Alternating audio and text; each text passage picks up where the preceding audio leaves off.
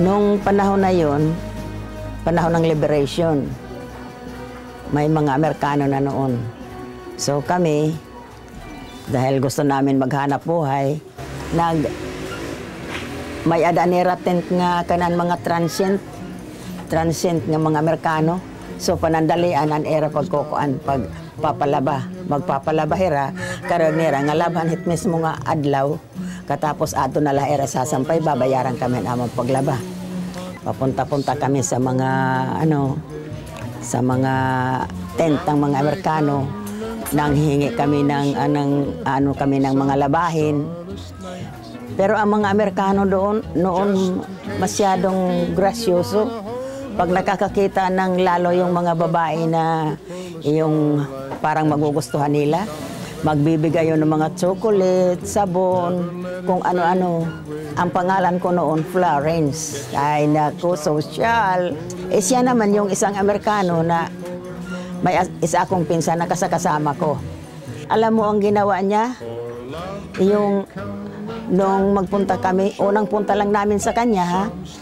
Hindi kami binigyan ng laundry. Ang ibinigay sa amin, mosketero, isang mosketero at saka 2 blanket. Tig-iisa kami. Iyan ang nakuha namin sa kanya. Yung Amerikanong yun, binigyan din ako ng kuan. Ano kaya ang ibinigay sa akin nun? Memory gap? Bawal ang pork.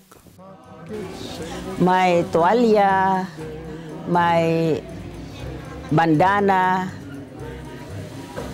ano pa yun, basta may naibigay siya sa akin na parang di ko malimutan. Pero nakalimutan ko. Ano kaya yun? Alam mo, ang binigay sa akin yung magandang damit na parang gown. Ay, naku, pagka ganda-ganda. Malalaki ang bulaklak, tapos kristal pa ang kulay. Tapos, ang nangyari doon, panahon ng sayawan, yung pista sa amin, sayawan noon, di nagpapaalam sa amin ang kapitan, pinapaalam ako kay alam na ang tatay masyado stricto. Pinagpaalam ako sa tatay ko. Hindi ako pinayagan. 3 sila nagpunta sa bahay.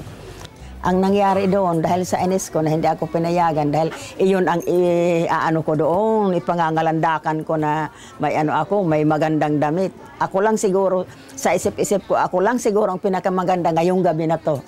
Dahil sa damit ko maganda, at saka sabi nila maganda pa ako. Tamang-tama yung damit, ay sa inis ko, ko yan ng kutsilyo. Pak! Pak! Pak! Pinagtatabas ko yan ng kutsilyo. Sa inis ko. Iyon, hindi ko na nagamit yun, pero naisipan ko rin nung kinatagalan, ipatahi. Maganda talaga. Walang kasing ganda hanggang ngayon, hindi ko pa makita ang damit na yon. Ang tela, kristal ang tela.